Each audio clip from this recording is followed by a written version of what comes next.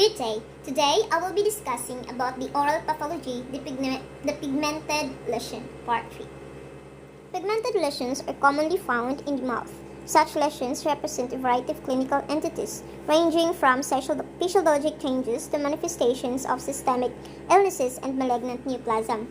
Oral pigmentation may be exogenous or endogenous in origin. Exogenous pigmentation is commonly due to foreign body implantation in the oral mucosa. Endogenous pigments include melanin, hemoglobin, hemosiderin, and keratin. The color of oral pigmentation can vary depending on the quantity and depth or location of the pigment. Generally, the surface shows brown pigmentation and those located deeper are black or blue. Pigmented lesions caused by increased melanin deposition may be brown, blue, gray, or black depending on the amount and location of melanin in the tissues. Pigmented lesions can be diffuse and bilateral and also focal. In diffuse and bilateral, it has an early onset and predominantly adult onset. Here in early onset, physiologic pigmentation and Peutz-Jeghers syndrome. Here in predominantly adult onset with systemic signs and symptoms and no systemic signs and symptoms. So in systemic signs and symptoms they are the Addison's disease, heavy metal pigmentation, and the Cuponus sarcoma, while in no systemic signs and symptoms, drug-induced pigmentation, post-inflammatory pigmentation, and smokers' melanosis. So in focal, includes the red, blue, purple, blue, gray, brown. Blue, gray, and brown. So in red, blue, purple, it has blanching and non-blanching. In blanching, includes the hemangioma and vertex. In non-blanching, the thrombus and the hematoma. In blue-gray, it includes the amalgam tattoo, other foreign body tattoos, and blood nervous. In brown, the melanotic macule, pigmented nevia, melanoma. Next is the differential diagnosis of pigmented lesions of oral cavity. So, the history should include the onset and duration of the lesion, the presence of associated skin hyperpigmentation, the presence of systemic signs and symptoms, use of prescription and non-prescription medications, smoking habits, the number, distribution, size, shape, and color of intraoral pigmented lesions should be assessed. And its clinical test has endoscopy, angiography, and laboratory investigations. Diffuse and bilateral pigmentations, the physiologic racial pigmentation and the physiologic So it has a greater melanocytic activity. The color ranges from light dark to dark brown. They attach gingiva is the most common intraoral side of such pigmentation. Pigmentation of the buccal mucosa, heart, belly, lips, and tongue. Nail pigmentation is asymptomatic. So these are the example. Physiological pigmentation increases with age and color intensity can be influenced by smoking, hormones, and systemic medications. The chloasma. It's the following pregnancy, intense pigmentation, chloasma gravidarum, develop on the labial gingiva of these patients and their teeth, and no treatment is required. The Peutz-Jeghers syndrome. The Peutz-Jeghers syndrome, it is a rare genetic disorder associated with mutation of the LKB1 gene. The melanotic spots of Peutz-Jeghers syndrome are characteristically small and multiple, obvious around the lips. The melanotic spots do not require treatment and are not associated with increased risk of melanoma. The black to brown spots of less than 1 mm in size are typically localized in the lower lip and in the perioral.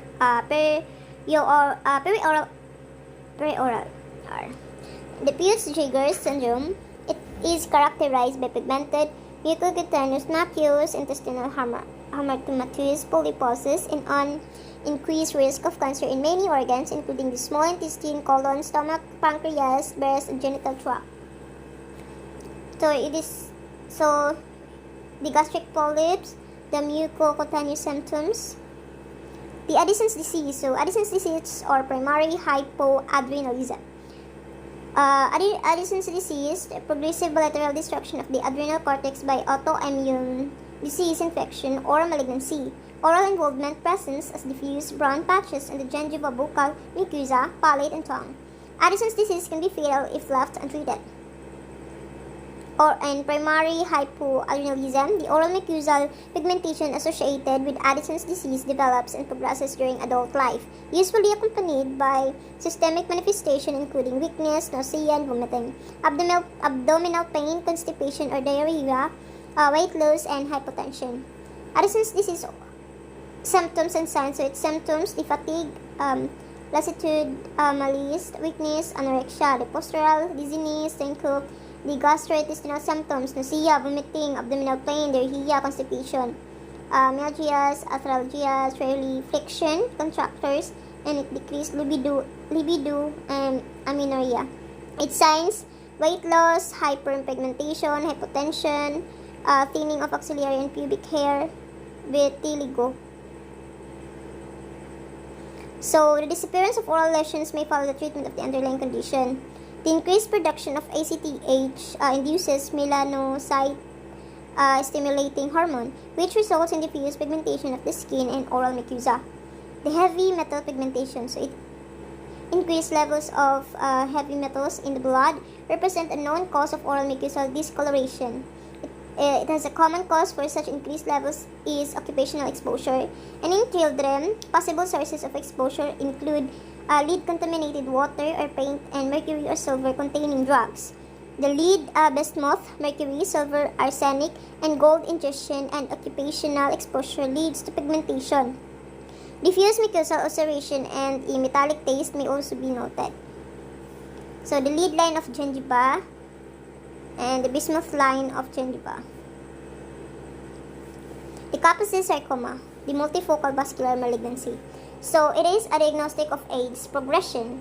ES in the oral mucosa most commonly affects the hard palate, gingiva, and tongue. Early lesions appear as flat or slightly elevated, brown to purple lesions that are often bilateral. Definitive diagnosis requires biopsy. Advanced lesions appear as dark red to purple plaques or nodules that may exhibit ulceration, bleeding, and necrosis. Kaposi sarcoma, the ES, is a cancer that develops from the cells that line lymph or blood vessels. The Kaposi sarcoma tumors usually manifest as bluish-red or purple bumps. Appearances to the skin or on mucosal surfaces. Options for treatment include antiviral combination chemotherapy, cryotherapy, or radiation therapy. The drug-induced pigmentation. The pathogenesis of drug-induced pigmentation varies depending on the causative drug. It can involve accumulation of melanin, deposits of the drug, or one of its metabolites. Mucosal discoloration associated can be described as blue-gray or blue-black. In most cases, only the hard palate is involved. Laboratory studies have shown that these drugs may produce a direct stimulatory effect on the melanocytes.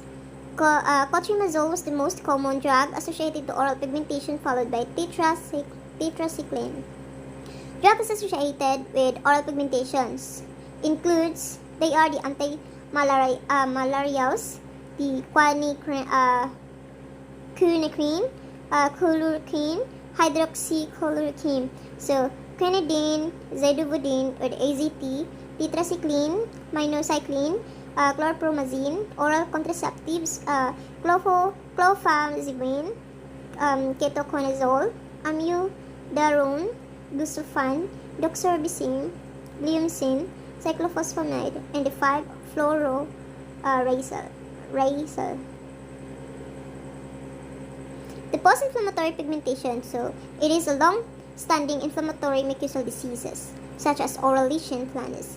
Pemphigus or pemphigoid can cause mucosal pigmentation.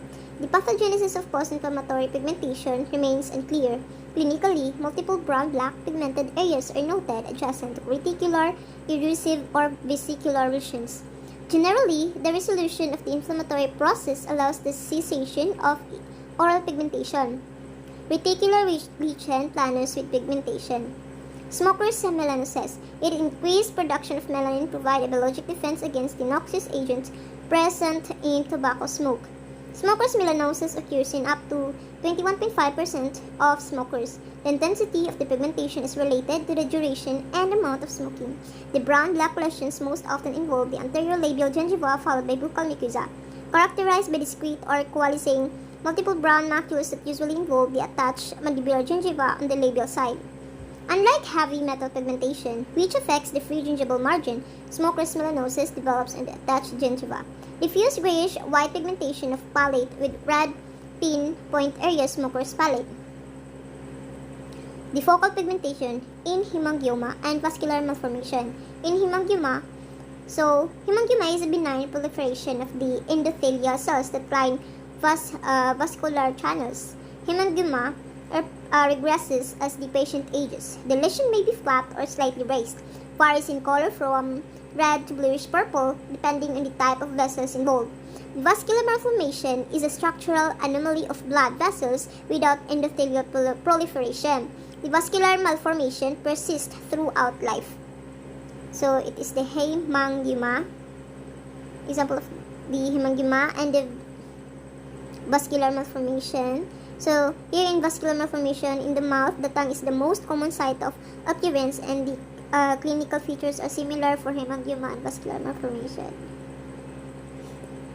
So vatrix, and thrombus.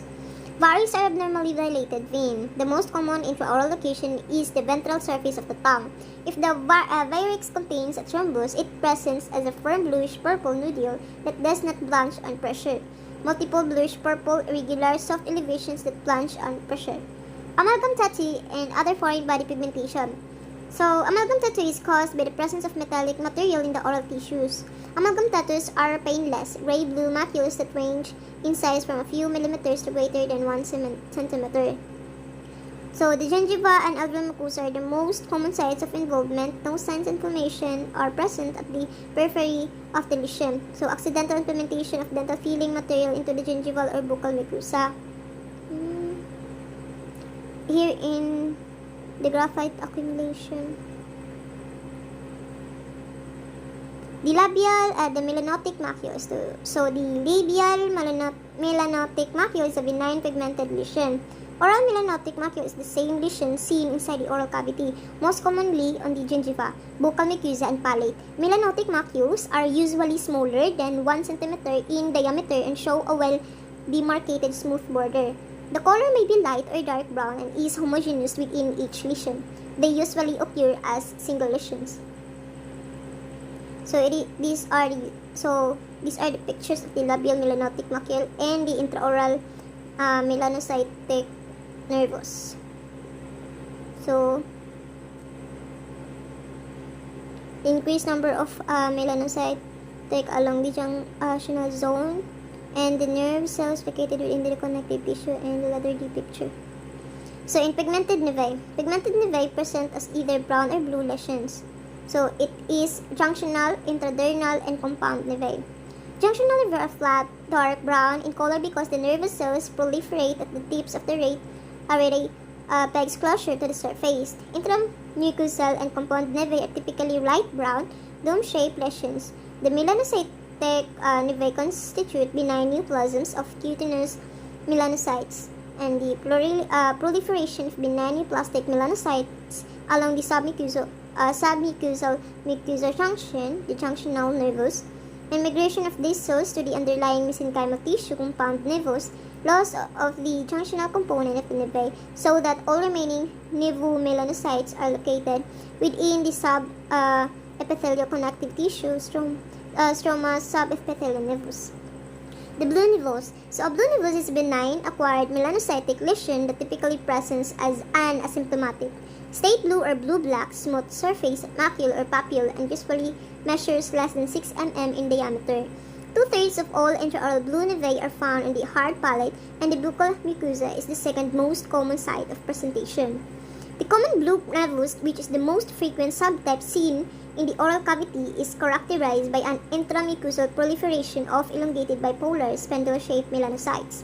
Cellular blue nevus is usually characterized by an intramucosal nodular proliferation of dendritic spindle-shaped pigmented melanocytes in addition to tightly packed aggregates of large oval to round melanocytes with pale cytoplasm and little or no melanin. So it is here, it shows the blue nevus on hard palate and the melanocytic nevus. The blue nevi are characterized by proliferation of dermal melanocytes within the deep connective tissue, at some distance from the surface epithelium, which amounts for the blue color. So here in figure 1 picture, the dense shoes-like area of pigmentation, melanoplakial, is visible over the buccal mucosa. Such melanin deposits have no pathologic implications. The oral melanoacanthoma. Oral melanoacanthoma is an uncommon benign pigmented lesion of the oral mucosa, characterized by proliferation of dendritic melanocytes scattered throughout the thickness of an acanthotic and hyperkeratotic surface epithelium. Clinically, the lesion appears flat or slightly raised and is hyperpigmented, the color ranging from dark brown to black. The buccal mucosa is the most common site of occurrence, which may be related to greater frequency of trauma in this area. So, the melanoacanthoma on the right buccal mucosa, its proliferation of benign dendritic melanocytes scattered throughout the epithelium and acanthosis and spongiosis. The oral melanoma. It is characterized by proliferation of malignant melanocytes along the junction between the epithelial and connective tissues, as well as within the connective tissue. The most common site is the palate, followed by the gingiva. Oral melanoma may present as an asymptomatic, slow-growing brown or black patch with asymmetric and irregular borders, or as a rapidly enlarging mass associated with ulceration, bleeding, pain, and bone destruction. So, this image shows the histopathology of oral melanoma, and with atypical melanocytes, nuclear pleomorphism, and hyperchromatism. So they tend to be more aggressive than their cutaneous counterparts. Treatment involves the radical surgical excision with clear margins. The radiation and chemotherapy are ineffective. So this figure 15, it is the histologic examination of the lesion depicted in figure 54. So causes of pigmented oral lesions. So it is the physiologic pigmentation, the racial and melanotic macule, the genetic causes, the Peutz-Jeghers syndrome, Reckling-Hausen's disease, Albright syndrome, Carney syndrome, hormonal imbalance, the Addison's disease, cloasma, in systemic disease, the chronic lung disease, drug therapy, foreign bodies, the amalgam tattoo and graphite, heavy metal exposure, the lead line, and agraria. In reactive causes, the pigmented lichen planus and melanoacanthoma, and smoker's melanosis, nevei, melanoma, the lentigo maligna. So the HIV infection, and lastly the idiopathic origin, the Logier-Hunziker syndrome.